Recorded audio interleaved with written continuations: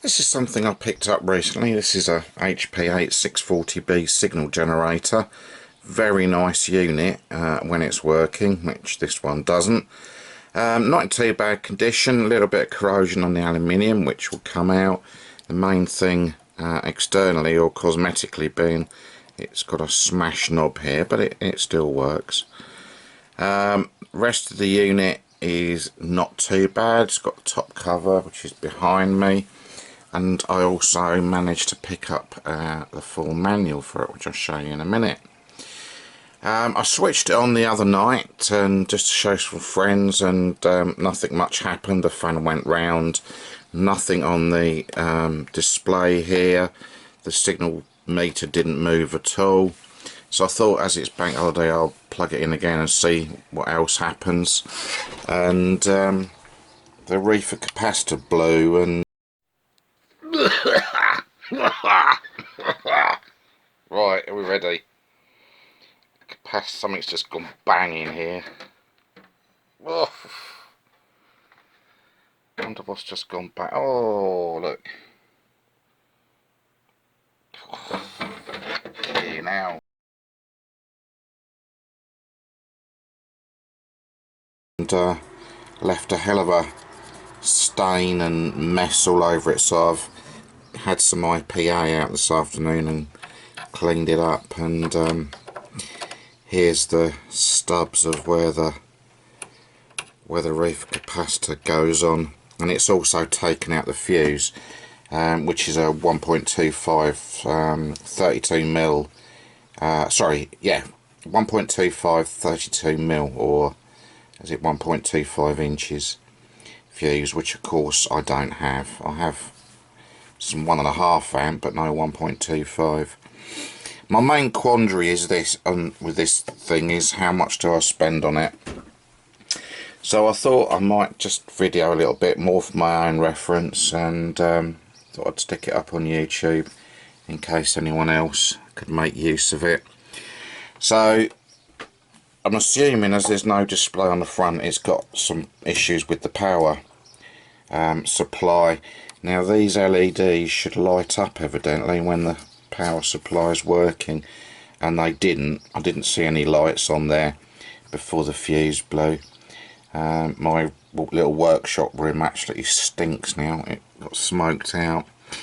It all seems to be there. It's maybe sat in the damp for a bit on its back end. Well, have a look underneath in a minute and I'll show you the gearing, which is usually a problem. As you can see, I'm pretty sure it's sat sort of on its back here, because all the dirt's on the capacitors here, and I've cleaned it up and it was very dirty on this back face. Some insects had got in there as well, and they were lying on the back here, sort of stuck and glued on the back. So this is a big old unit, very heavy, not easy to manoeuvre and show you, but I'll attempt to just swing this round. Now there's an access panel here that's held on by 2 screws. This is where I'm going to try and get in and replace that bit. This is a coax. I think that goes to the external counter. I'm not 100% sure. Nice long lead. You can see how dirty that lead's got. Some whopping great capacitors there. These things are huge. There's my hand. Big old girls. Let me just turn the camera off a minute, and I'll swing around and we'll have a look at the back. So this might get a bit murky because it's a little bit dark in here. Sorry, that's the time base. That should come out, and I might be able to hook that one to my scope. First time I've ever seen one of these in the flesh, to be honest.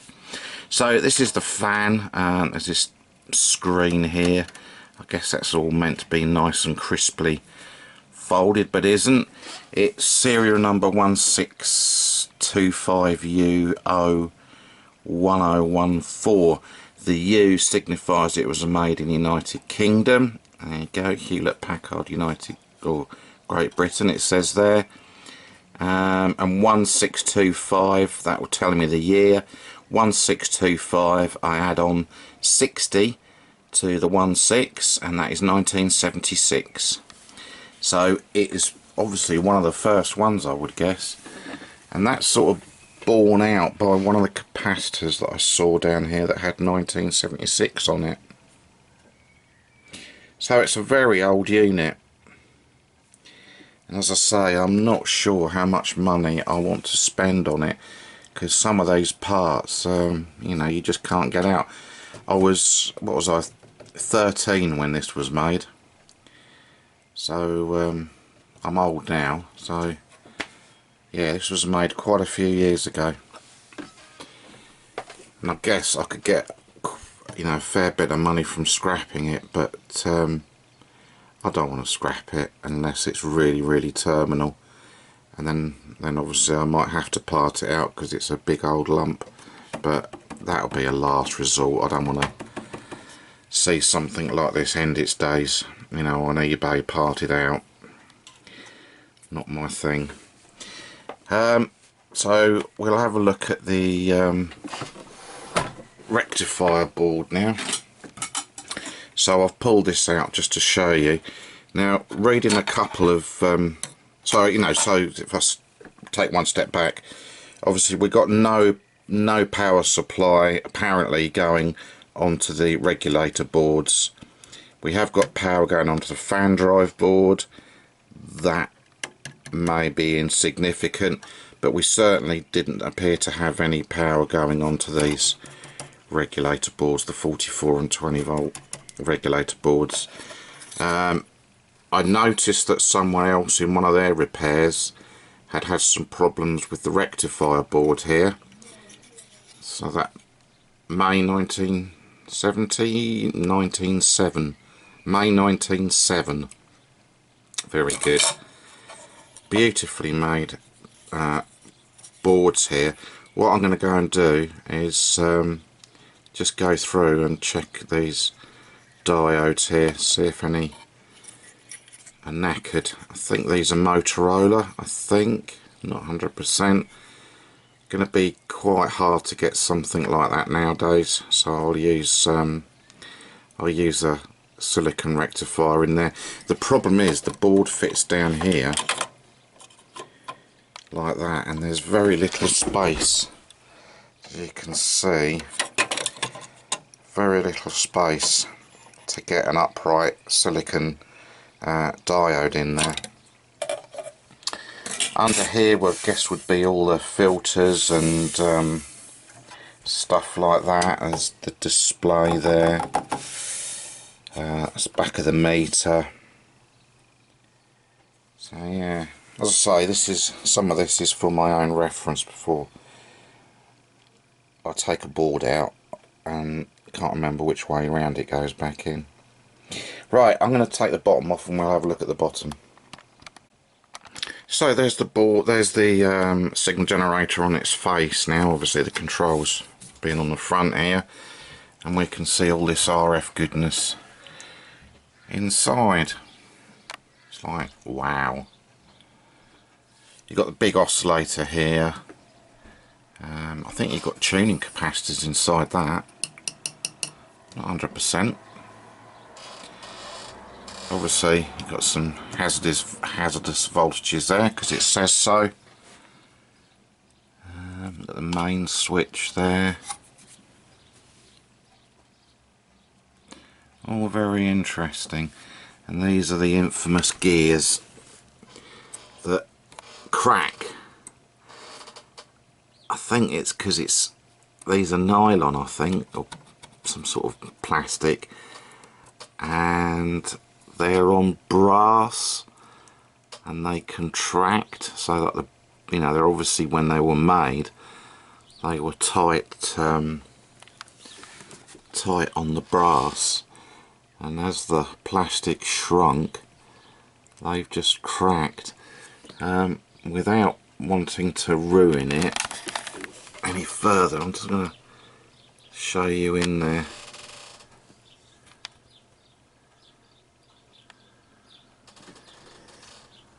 My one, when I span it round, it did have a crack, and they're quite stiff. but I'm also concerned that this flexible drive here, there's like a T-bar and then this nylon thing and then another bush to take up the drive into here, and it was so stiff that I'm just wondering whether there's some grease in here. I'm not 100% what's under that, but I am wondering if that's the tuning capacitor, as in you'd see in a like old-fashioned radio. I think there's one of those in there, and if the grease has dried up, then that could be why it's so stiff. Right, hopefully you can see my meter. I'm going to go across these diodes and just see what we're getting. So I'm expecting something around that on each diode, and anything that comes up with OL is going to get marked with the pen that denounces that might warrant further investigation. And another one.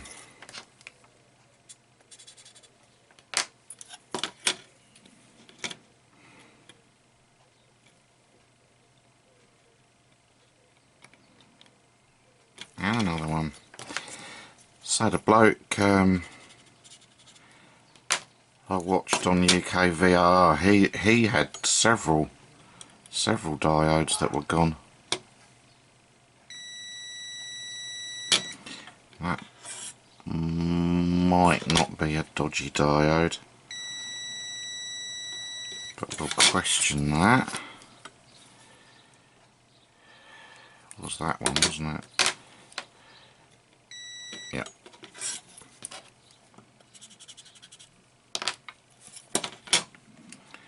Right, from the top.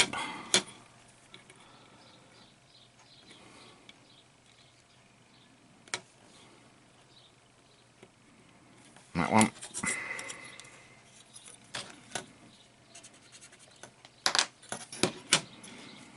My pen's running out.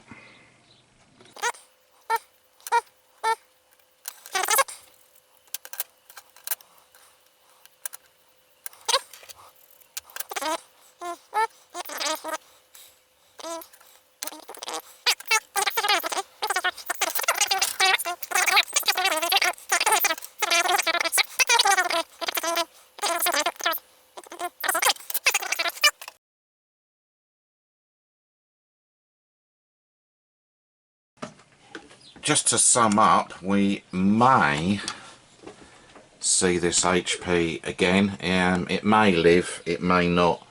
I'm not sure I want to get rid of it. It's one of those things that maybe you hang on to and another unit comes up for 20 quid that you can rob some parts from.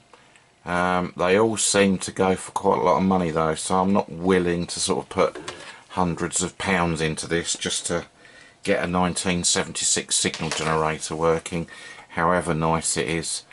So but then again, I don't want to see it scrapped, so I'm in a quandary, and no amount of sleeping on it is going to fix that, because I just do not like seeing vintage test gear like this, and expensive vintage gear. This would have been quite a lot of money back in its day. I don't like seeing this sort of thing scrapped or wrecked just for parts. But yeah, well, thanks for watching anyway.